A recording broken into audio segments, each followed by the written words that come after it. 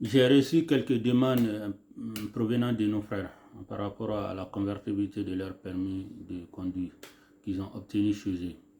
Alors, lorsque vous avez été chauffeur en Afrique, 1 an ou même 15 ans, et que vous arrivez en Italie, vous voulez convertir votre permis de conduire à un permis de conduire italien. J'ai reçu ça comme une des premières demandes. Bon, ce n'est pas possible. Vous êtes du Togo, vous êtes du Togo, du Bénin, du Sénégal, du Mali, la Côte d'Ivoire. Les pays francophones n'ont pas un accord bilatéral ou multilatéral de convertibilité du permis de conduire avec l'Italie, avec l'État italien. Alors, dans ce cas, qu'est-ce que vous pouvez faire et quels sont les avantages lorsque vous étiez déjà les chauffeurs? L'avantage est que lorsque vous passez à l'auto-école et puis vous passez vos examens et qu'on vous donne la voiture, on sait que déjà vous êtes chauffeur, vous avez, comme on le dit, vous avez la main. Ça, c'est le premier avantage. Deuxième avantage, ça va vous permettre de connaître un peu certains panneaux de signalisation lors de votre étude. Mais il faut que vous passiez à zéro, comme on le dit. Il faut que vous recommenciez en Italie, puisqu'il n'y a pas cet accord-là entre vos pays et ici en Italie. Donc il faut repasser à l'auto-école, prendre à partir des permis B. Et puis si vous voulez utiliser une voiture juste pour aller au travail, et puis c'est juste ça. Le permis B vous suffit. Ça vous permet de conduire toutes les voitures jusqu'à 3,5 tonnes. Même des fourgonnettes que vous voyez, fourgonnettes d'Amazon, et vous pouvez faire la livraison en Italie ou en France, des trucs comme ça, en Espagne, dans les pays de l'Union européenne.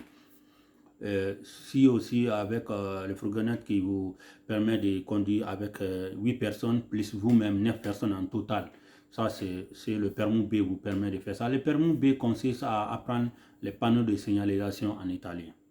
Les panneaux de signalisation, les différents types de routes, et puis quelques mécaniques, quelques parties de maintien de mécanique, des trucs comme ça. Bon, ça c'est le permis B. Après, si vous voulez poursuivre de devenir un chauffeur professionnel, il y a deux chemins à faire. Soit vous voulez devenir un chauffeur de bus urbain ou le bus interurbain ou le bus international, comme le Flixbus, comme les bus urbains qui circulent dans les villes ou les bus qui font entre la ville dont vous habitez et une autre ville intra-urbaine.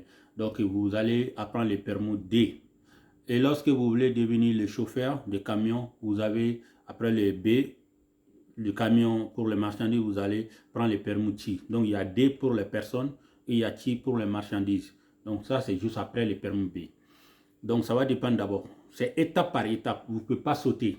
Donc vous avez le D et le T vont vous permettre d'apprendre la voiture même. La voiture. C'est-à-dire comme un médecin qui connaît le corps extérieur et intérieur d'une personne. Vous devez connaître la voiture. C'est-à-dire là-bas, vous allez apprendre le moteur, vous allez apprendre les freins, vous allez apprendre quelques accords entre les pays, mais vous n'allez pas trop approfondir. Vous allez apprendre aussi les temps de réglementation, de repos, des temps de conduite, des temps de mécanique, des temps de chargement ou de dischargement. Vous allez apprendre toutes ces choses-là. Ça, c'est les D et les T. Donc, après B, juste, vous allez là-bas, vous allez connaître la voiture. Maintenant, vous devez encore poursuivre encore pour aller de l'avant, qu'on appelle les Tchikouti. Alors, ceux qui ont fait les D, qui vont vous permettre, à partir d'une personne jusqu'à, qui va dépasser des 9 personnes, et le voiture ne va pas dépasser 5 tonnes, les D, vous allez apprendre ça. Et après ça, vous allez poursuivre avec les Tchikouti personnes, qu'on appelle les Tchikouti personnes, donc en italien. Donc si vous allez prendre les Tchikouti personnes, vous allez pouvoir conduire maintenant un bus chargé de personnes.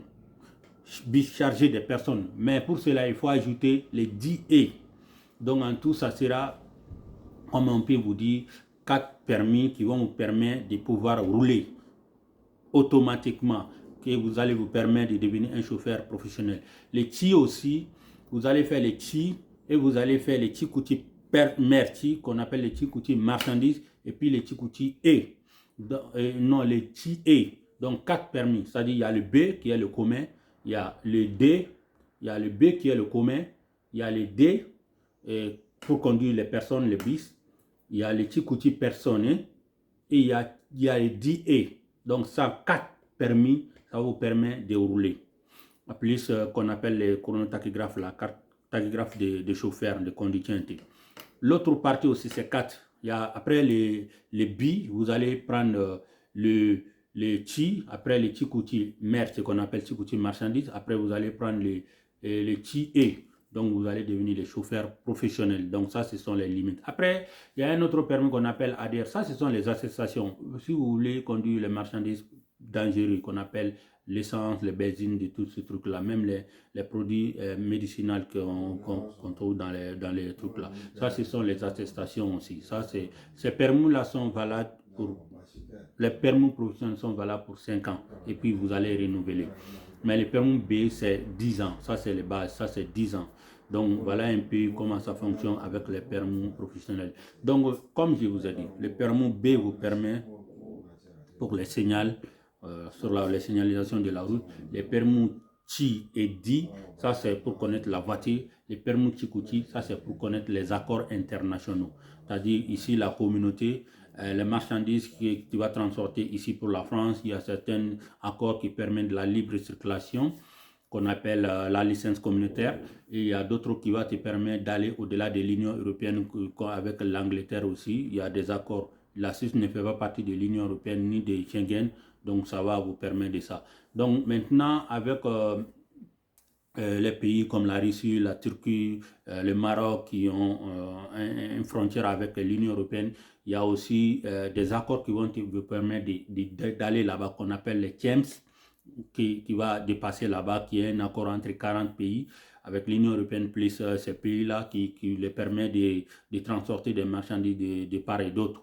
Donc il y a aussi quelques accords qu'on appelle les capodaggio. Capodaggio, c'est quoi? Ça va te permettre, lorsque vous chargez en Italie et vous partez en France, puisque vos patrons connaissent un ami là-bas qui a une société en France, et vous allez décharger en France, vous allez prendre une marchandise française pour aller déposer en Allemagne ou pour aller déposer quelque part en France. Vous avez ces droits-là pour 3 voyages et puis retourner en Italie dans une semaine. Dans une semaine. Ça, ce sont les accords que vous devez apprendre. On appelle les TMR, les lettres de vertu, tout ce truc-là. Ça, ce sont au niveau des Tchikouti.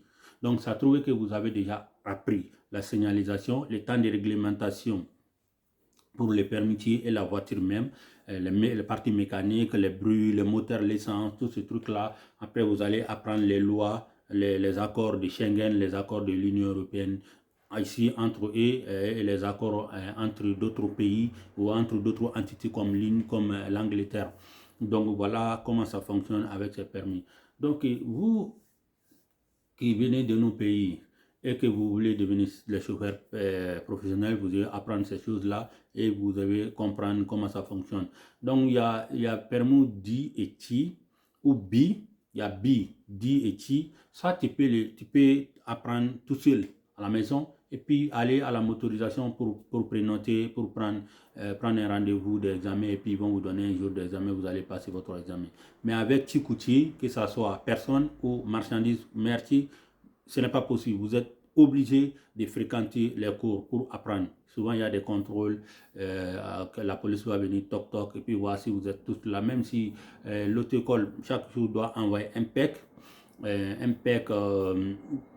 à la motorisation, et la motorisation va envoyer ça à la police va venir contrôler. S'ils sont venus que vous n'êtes pas là, ils vont fermer l'auto-école pour 3 mois en Italie, et puis après les cours que vous avez suivis, vous allez perdre beaucoup de choses là-bas.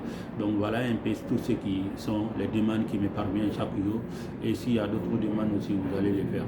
Et il y a d'autres aussi qui me demandent s'ils peuvent faire l'examen en français. Ici, bon, en Italie, hein, je suis en train de parler de l'Italie puisque nous parlons l'italien. Dans certaines zones, si, c'est possible, dans certaines zones, pas toutes les zones, mais je vous conseille d'abord, avant de vous inscrire, d'aller demander si c'est permis dans votre zone de faire les examens en français. Si c'est permis, vous allez faire ça à votre auto-école. C'est l'auto-école qui va aller faire la requête, la demande tout sur la motorisation, pas au jour de l'examen. pas au jour de l'examen. Ils vont faire la requête d'abord et lorsque vous allez partir à l'examen, ils vont mettre votre quiz là en français et en italien, vous allez passer les quiz comme ça dans ces langues-là. Mais pas toutes les zones. Si vous ont dit que vous ne pouvez pas les faire, vous ne pouvez que les faire en italien, vous êtes obligé d'apprendre en italien. Et puis ainsi de suite. Il y a beaucoup de gens qui nous demandent, mais moi je vais faire. Non, non, non, ne me demande pas des trucs comme ça. Il faut apprendre, ça va toujours vous servir. Lorsque vous apprenez, ça va vous servir. Si vous ne les apprenez pas, il y a d'autres qui vont aller payer les permis. Si vous ne les apprenez pas, vous ne connaissez pas les règles et vous allez perdre vos permis. Puisque si les chronotachygraphes que j'ai dit là, le temps de contrôle, le temps de réglementation et que vous dépassez certaines limites de vitesse en Italie ici et la police vous contrôle, vous allez dire mais comment la police va savoir tous ces trucs-là? La police a une carte qu'on appelle carte de contrôle. Lorsqu'ils vous arrêtent, ils vont mettre ça dans votre tachygraphe où ils vont retirer l'étiquette, ils vont voir les minutes dont vous avez pris la voiture et vous avez commencé, ils vont voir tous les parcours, tous les minutes dont vous vous êtes arrêté, vous êtes allez de l'avant, ils vont vous sanctionner lorsque vous n'avez pas respecté le temps de réglementation qui est 4 heures et 30 minutes. Et c'est ça comme ça. Vous ne pouvez pas prendre un bus ici, aller jusqu'en France sans faire les escales. Ce n'est pas possible. En Europe ici, c'est 4 heures et 30 minutes de voyage. Après, vous allez vous arrêter. Donc, ça va dépendre de comment, de distance. Peut-être si on vous a donné un voyage avec camion bus qui ne valent pas 4 et 30 minutes, c'est à vous de réglementer. Ça, vous allez apprendre ça avec votre vecteur. Quand vous allez prendre le permis, c'est tout de suite, on ne va pas vous laisser conduire comme ça et on va vous faire un accompagnement. Ils vont vous laisser à côté d'une personne qui va vous expliquer un peu. Vous allez prendre la pratique, ce qu'on dit, les stages. Après ça, on va vous laisser avec la voiture, vous allez continuer. Voilà quelques conseils ou quelques demandes qui m'ont été posées et dont je me suis permis de répondre. Si vous avez d'autres demandes, faites-les, on va vous enseigner. Merci tout le monde.